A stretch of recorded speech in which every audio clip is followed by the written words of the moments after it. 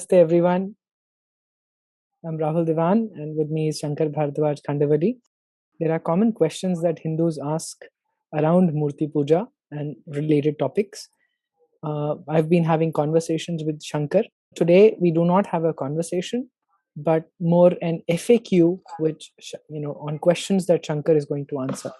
So please listen in. If you have more questions, please leave your comments in the comments box below in this video when you're watching, so that Shankar can answer these questions for you as well in the future videos. Thank you.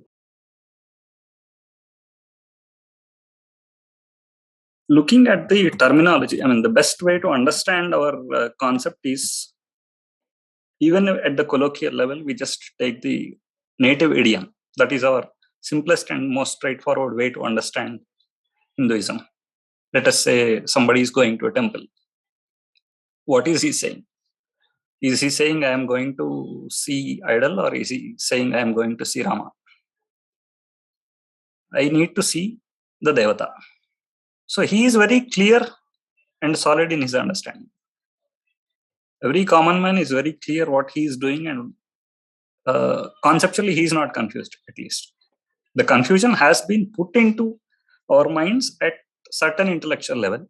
But if you think like an insider, just look at the common sense level, native idiom also, this confusion goes away.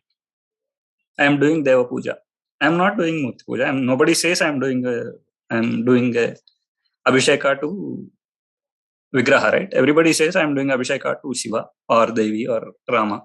I am doing Kalyana to Venkateshwara. Nobody says Venkateshwara Vigraha Kalyana, right? Everybody says Venkateshwara Kalyana. So because Venkateshwara has been invoked in it, and it is Venkateshwara for all practical purposes. The Hindu himself, the practicing Hindu, however lay or enlightened, it doesn't matter. He is very clear, he is worshipping the Devata. He is not worshipping a idol or any. Yes, he is invoking that inside various forms. Now, is it possible? The first thing that makes it possible is that divine presence is everywhere and can be invoked everywhere. It is the uniqueness of our traditions, where the divine permeates and pervades all forms of creation. Jale Vishnu, Sthale Vishnu, everybody, Jwalamala Vishnu. Everywhere, all forms of natural manifest phenomena, divine is there. It is because it is there that it can be invoked. You can't invoke something that is not already there. In fact, if you see idolatry as a term, Murti Puja is a insider reflection of that term idolatry. The term itself did not exist for us. All the texts only say Deva Puja and all. So, that just shows the amount of distance we have come in terms of how we look at ourselves as insiders versus outsiders. When we say, you can call it anything, Vigraha Aradhana, Murti Puja, or, Bimba Aradhana, whatever you call it, these are all reflections of the insider towards an outside attribution. Insider terminology is very different. What are we worshipping? We are worshipping our parents, right? Then Pitru Devatas we are worshipping. Puja to Pitru Devatas happens. Puja towards trees, animals, plants, everything happens. And towards Devatas also happens. But these are all living forms. Now, there is a living parent, you can worship the living parent. There is a tree, you know that there is life already. So there is nothing that doesn't have life that you can worship. So Devata, when you are worshipping, where are you worshipping? You are taking a form and then invoking life into it and then worshiping. And things that already have life, you are not invoking anything into them. You know that they are already there. You are treating them like divine forms and then worship.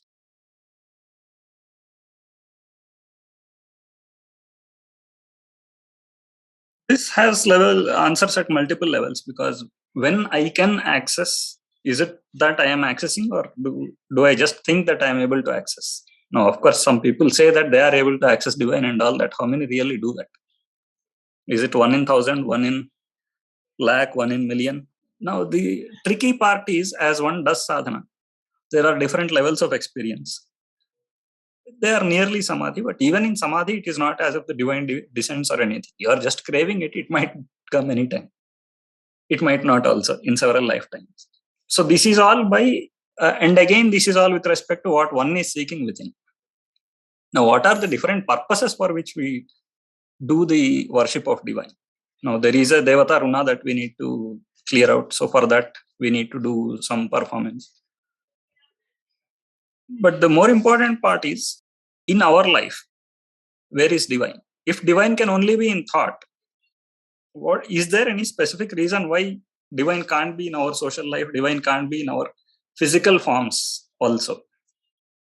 Why do we have a reservation or have a hesitation that we remove that from physical aspect and claim that it has to be only in some inner world for us?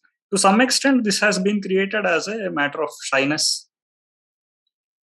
some level ego also, that somebody can do something more advanced and this is very preliminary.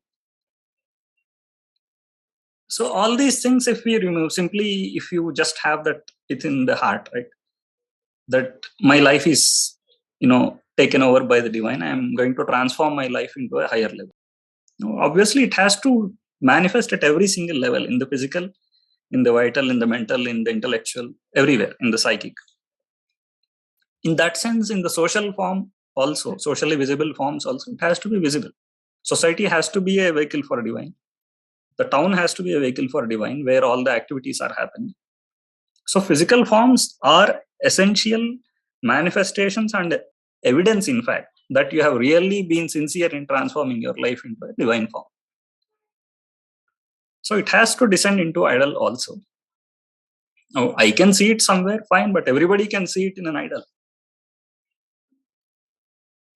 Obviously, the murti is not something created in an ad hoc manner. If you see the Veda, our source texts, or axiomatic texts like Mantra Shastra, the forms have been very clearly mentioned. The murti has been very clearly defined.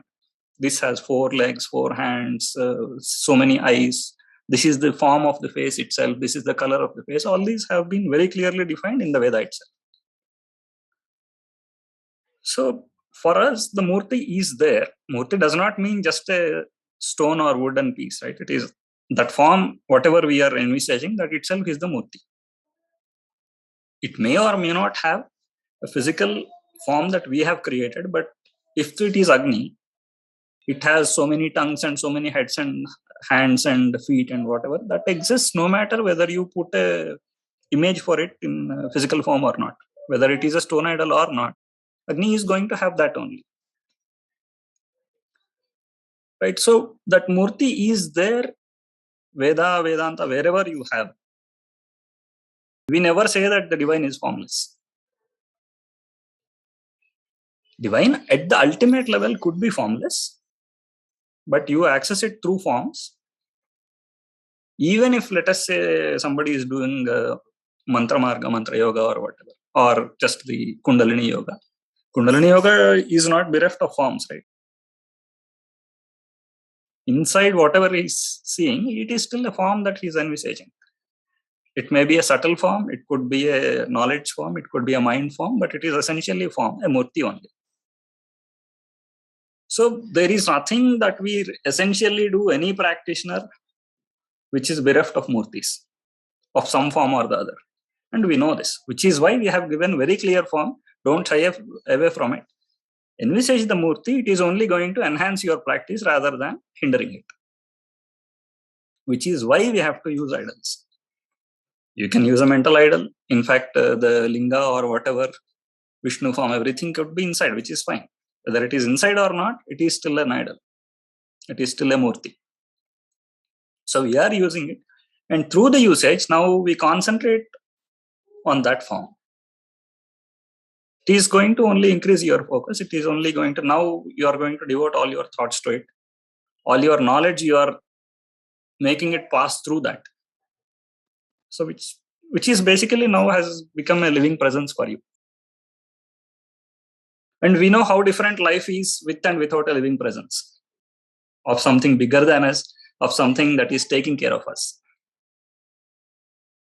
I mean, an orphan versus somebody who has a full family to take care of. There is a world of difference in his life. It's not just at a physical or emotional level, it is at every single level. So in that sense, when we have idols, in fact, idol is very still a smaller thing, right? Eventually people have full mandir in their home, and it has a specific place in that house, and that place only increases. There is it is treated as one of the family member for all practical purposes. You give the food, you give the cloth, you give everything, you give dakshina, you give the lighting there, and its presence in terms of our mind space and our life space keeps increasing, right? As so for some people, that mandir, uh, it starts taking more time, more mind space for you, and its prominence keeps increasing. The idol may remain of the same size, but the divinity inside that idol keeps increasing, and its presence in your life keeps increasing also. The same happens outside the house. Now, let us say its presence in a town temple starts increasing in the social space. Now, that is how the society is going to become a vehicle of divine. And that is how it is going to enable the Purushadhas of all the people.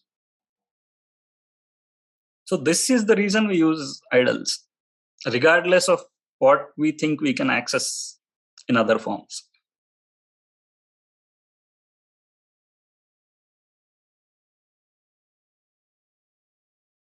There are two aspects to this. One is using idol any part of any of these paths. If we have bhakti, we have yoga, we have jnana marga is there, where the nisidhyasa, that contemplation is done. We have different paths. Out of these, is there any relevance of idols is one aspect. The other aspect is, where does this fall itself? Where does idol worship fall in all these paths? Is it an independent path? So if we look at the evolution of how things have transformed over time, we all know that karma marga or the karma yoga has always been the Shrauta or the Vedic ritual path, where people perform that yajna and their that havis is given to the devata, that archaic model or the first prototype. This ritual form has over time evolved.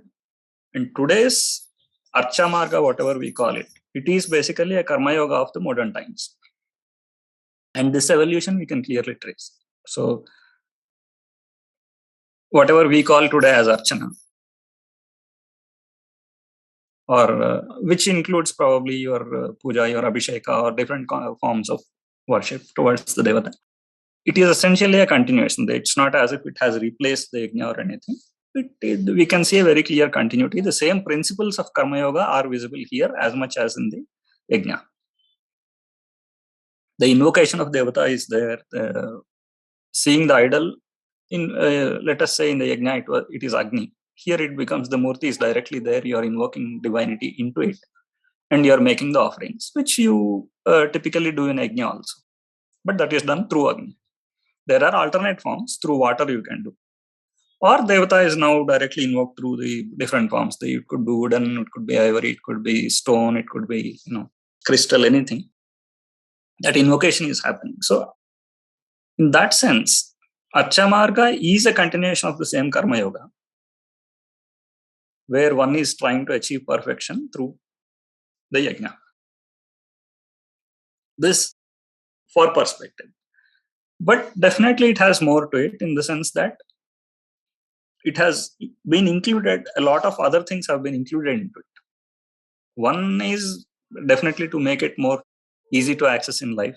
Now, maintaining an Agnihotra, all these things, that is one.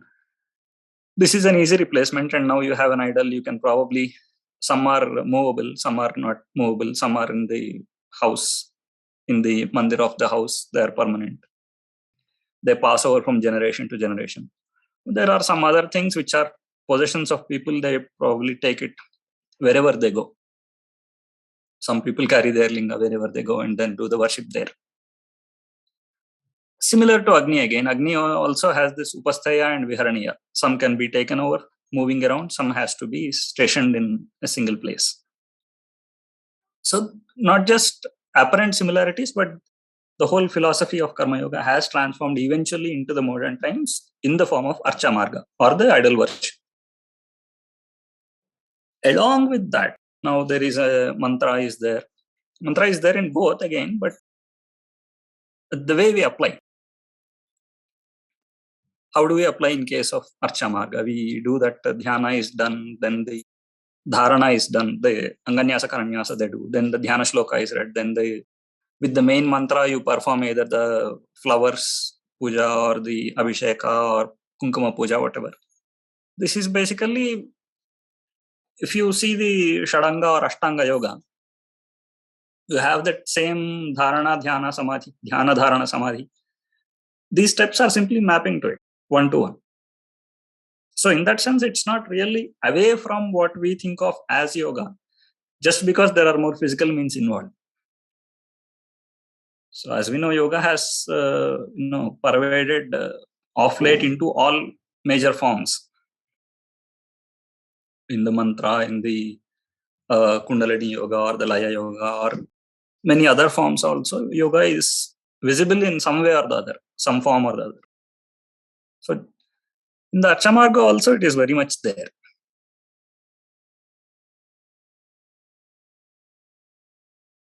Again, one aspect obviously is whether we can access, and that is all there variable. But even assuming that we can, we have a home, we have a mandir within home, we have an idol, we can access divinity there.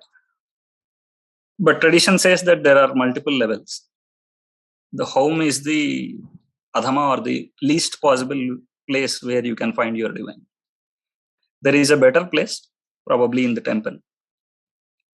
Then there are still better places in the, some rituals are recommended around probably the by the river, and some still better is any kshetra or tirtha. So the thing is, it is a vast, divinity is infinity, right? It's a question of how much we can connect, and what level of connect we can make, and how much of that connection we can bring down to our life. There are some exceptional places which are called, let us say, the Jyotirlingas or Shakti Pithas, where we have a much better connect, whether we experience it or not. That seed would be put once we go there, and it will keep acting on us through our life. So it is very important to understand that our awareness of it is something, but things happening is another thing. So in a temple, there is definitely more chance of we accessing divinity, because that it's a more concentrated presence, just by virtue of that being stronger. And that strength is important because that strength can undo our own limitations and still enter us, still act on us. We do by ourselves, we have to undo our own sheets of consciousness. We need to undo our limitations to be able to elevate ourselves to certain mind state and then access it, which is possible, not very probable in most of the times, unless we have got to certain stage. Even if we have got to a certain stage, the effect in a kshetra is definitely going to be more than in a house. So it's not as if once I am able to connect, it is the same everywhere. It's still not the same. It is still better if in a more concentrated presence than in a bleak presence that we have created with our own tapas in our house. Then comes the order and magnitude and all that. At what level of cosmic purpose we are acting, all these things. Now you are simply devoted to Loka Kalyana. Obviously, you are going to access more energy. You are going to be able to spend more cosmic energy onto that righteous purpose. If you are having a bigger access, let us say it's a bigger vessel. You have taken a drum there. If you are in a kshetra, in a house, it is just a glass. So this is the reason people try to access bigger forms of bigger concentrated presences, a greater concentrated presence. So temple is better, a kshetra or tirtha is much better, and so on. And presence of people with tapas, and presence of people who have done a lot of tapas, let us say sannyasis are there. Once they depart, their bodies are We don't burn them, right? We just bury them, and there that place is said to be a place of concentrated divine presence. So it's not just a temple. In our scheme of things, all these are presence of divine at different levels. And some obviously are taijasic forms. Some probably spandanatmaka. You can feel just the resonance and things like that. They are good enough for certain purposes. Let us say there is a preta kind of attack or something. These things are good enough to take care of those. You may not be able to access higher levels. Let us say the intelligence principle that you may not be able to access at certain levels. These buried places. Those are possible only in Kshetra or in a very good prana pratishtha if there is a temple. So this is the reason we go to temple even if divine is present everywhere. And this is in fact also the underlying principle of our sacred geography. Why we have created those forms where the divine has himself descended into a more concentrated presence. In some places, the entire hill is a divine hill. Like it is a Jyotirlinga itself, something like that.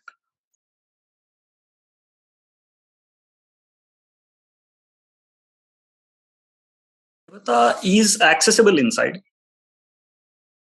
and is not limited to inside, in the sense that, in fact, this whole inside-outside is also a mithya at some point, right? Because there is nothing like inside or outside. We are only inside, in-faced or out-faced. But it is the same divine continuity in both realms. It is because we find it more difficult to access it outside that we try to become in-faced and try to access it. Now, is the Devata as a principle accessible? Yes, it is accessible in both places. We can see it in idol, we can see it inside in the heart, or in the different places within the body in Kundalini, or in other forms within also. Let us say our intelligence principle is there, our knowledge principle is there, our prana shakti is there. All these are divine forms also. And our qualities, there are Atma Gunas and Kalyana Gunas which divine has. And all those are accessible from within also. But these are basically divine forms. With the divine grace, you can realize them within. And they manifest in our conduct, in our words, mind, action, our thoughts, everything. This is also a form of access of divinity within only. Or if we have accessed, it will eventually result in this also. Both hold good. Which is why these are universal. I mean, it can be invoked anywhere. At the same time, it is present as a universal principle, as a causal form, or which has resulted in the manifestation in the universe. So obviously it is there both inside and outside and everywhere.